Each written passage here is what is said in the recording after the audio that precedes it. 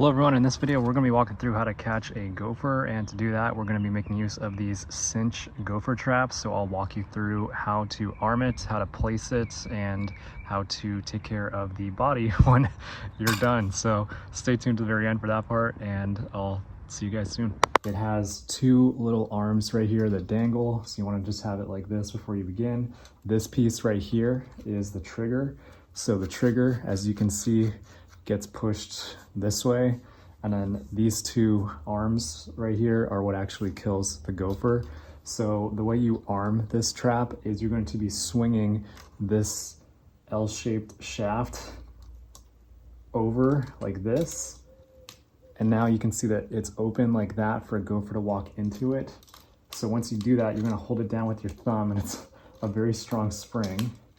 But once you've got it like that, you take the arm that's closer to the trap side, and you're going to put it over that piece, and then you take the other arm and you put that over the arm you just put over that's closer to the outside like that, and then you take the trigger, and the trigger, you push it in like that, and now the trigger is holding the very last arm right there, so that it's in that open position like that. You guys can see what it does. So it'll come through just like that. This is a mound of fresh dirt.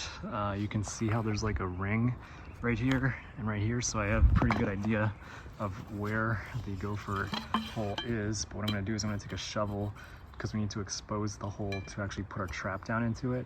But you can also take a metal rod or something and just use that to poke around to figure out where that trap is.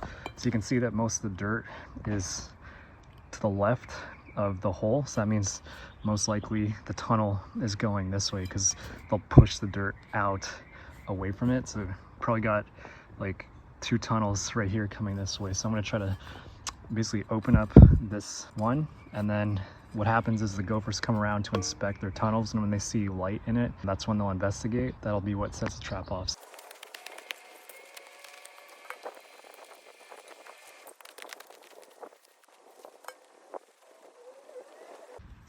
Alright, so after doing some digging, was able to find that opening to their little hole right here. So what I'm going to do is I use my little metal rod to try to figure out where this tunnel's going. It doesn't really go that far this way, but once I come in at an angle like that, you can see how it goes in way deeper. I'm barely touching that. So what that tells me is this gopher hole's coming that way, so that's how I'm going to be putting my trap in once I arm it.